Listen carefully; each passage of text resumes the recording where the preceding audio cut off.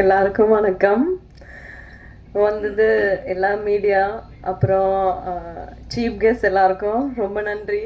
நம்ம படத்தை சப்போர்ட் பண்ண டைம் எடுத்து வந்தது. டைம் தான் எவ்ரி திங். ஸோ நன்றி. Special thanks for Vairamuthu sir. வேட்டக்காரி பேரை எனக்கு இந்த படத்தில் கொடுத்தலே ஒரு பெரிய விஷயம் தான். I feel blessed. ரொம்ப நன்றி சார்.